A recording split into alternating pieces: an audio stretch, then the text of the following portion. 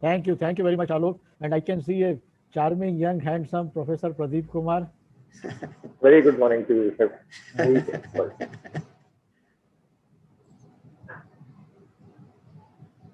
Uh, as Professor Alok Sati has mentioned about pterygium, it's not so simple. It's very difficult.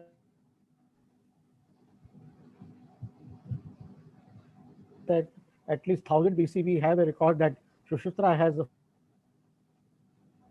pterygium, and he has used this. Look at his surgical technique. Trickled into the eye to loosen the pterygium, hot fermentation by finger, rubbing that to loosen unturned part, reviewed.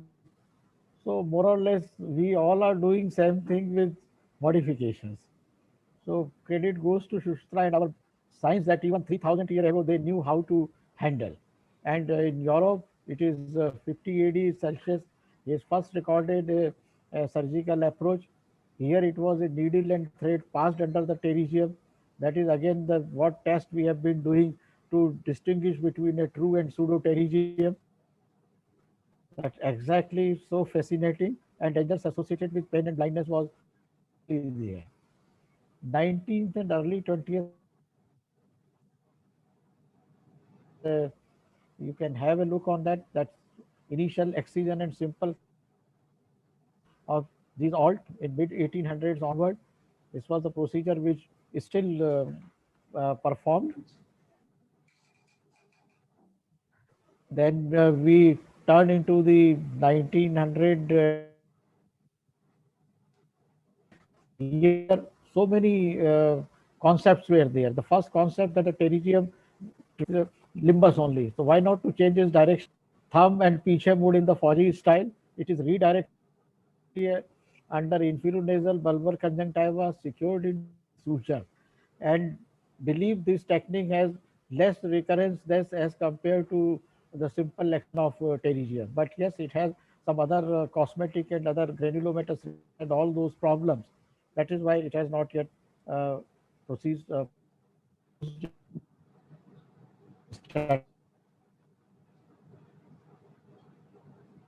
Century, this bear sclera good and need not to spell it out much on it because we all are with the fact that it has a recurrence. So what I say that whatever subsequent modifications have taken place, all those are based on D'Ombren's technique. All modifications are based on to minimize this higher recurrence of 38 to 88%. Now, why it is so broad range is given depending upon type of pterygium. And initial concept was that pterygium is a procedure to be started first in the carrier as an intern and house surgeon. Probably that is wrong.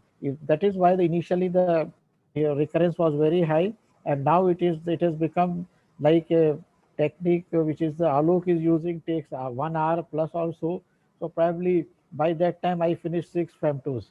So that is why that is a time that I want to appreciate that the surgeons are giving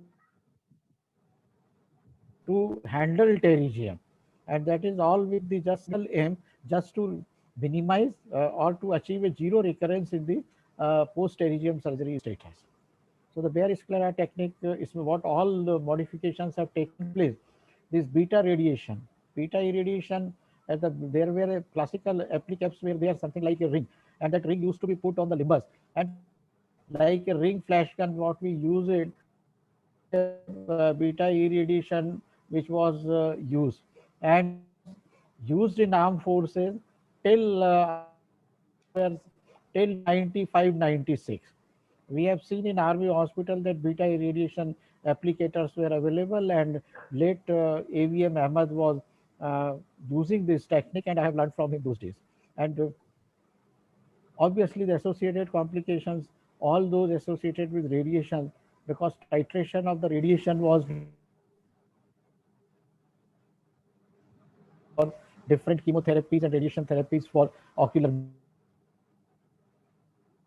comes in this thing a combined approach with the sliding or padding flaps. The principle of all these are basically to have the conjunctival flap from bulbar conjunctiva and use this used to defect. Again, this has a recurrence.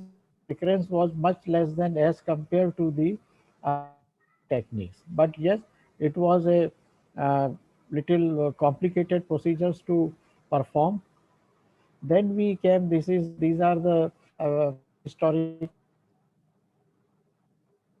how the pterygium surgery evolved and pterygium surgery was used in 1876. In fact, like the same thing we knew we perform, it is basically with the older concept, with the newer, it is about doing the remixing of the surgical procedures, whether it is a cataract or pterygium or any other form, like the lamellar corneal graft 1960. And now we started again the LK came. So all those are coming, but yes, they are the refined, much superior techniques what our predecessors have been doing earlier. So 1892, there is a split thickness skin graft was used. The Baguette has used the lamellar corneal graft. Erskine has used conjunctival graft from the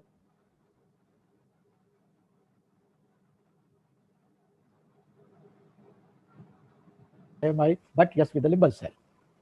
The Gomez in 1931, conjunctival that has a better ocular surface and better chances of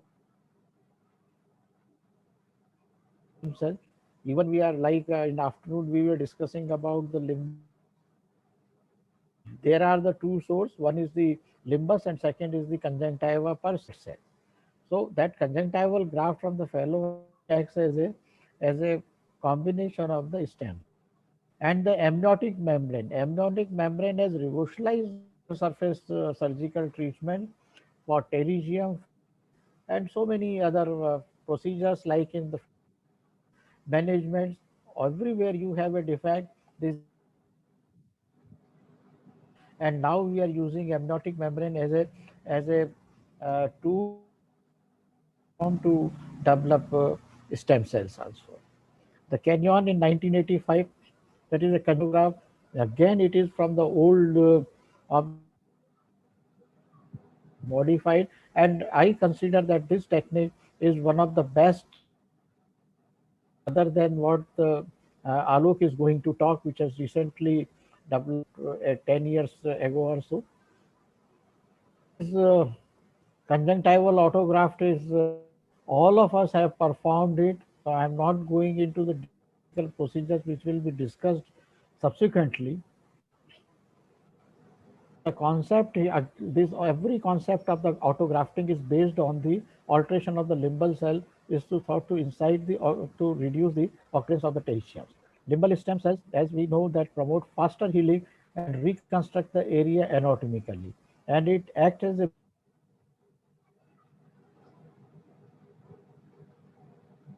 on the corneal surface, and that is a basic pathophysiology in the case of pterygium. That pterygium is not the conjunctiva which is invading to the cornea, but it is a pterygium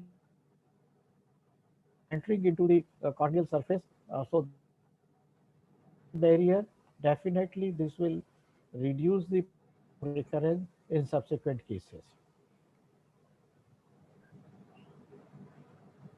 This is 97 pterygium amniotic membrane used. See that ago again it was revolutionized. At this time, amniotic membrane which is processed properly, it acts anti-inflammatory, epithelial development, suppression of TGF beta, facilitate healing process. Exact mechanism yet to be established, but it is full in excision of extensive pterygium, double pterygium, as I have mentioned, of fornices which may require in cases of where the recurrent surgery, several surgeries has been performed in the recurrent pterygium. I have seen even a patient is coming after the total complete cicatrization and symblepharon has formed. One case I remember in 92, I found there was a ankyloblepharon which was pterygium surgeries. So conjunctival rotational autograft, we have defect. So lamellar keratoplasty, again the defect of the cornea as well as that it does not allow the further pterygium to, yes, it needs to have the donor corneal tissue, risk of graft rejections, transmission, and this can only be, now I think the requirement is there if it was excessive pterygium which has come up to the pupillary area, deeply invaded the corneal tissue. In those cases, you definitely need to have a corneal grafting of pterygium. And this technique that we discussed, very, very important to add on adjunctives, and anti-VEGF is the newer one, that it is very effective and that complications of are not seen in these cases. So, nutshell, we have definitely grown much in our management of pterygium, and as the revolves, the medicine revolves. It's a explosive revolving technology. So we will have much more better refined surgical procedure for handling of pterygium. Thank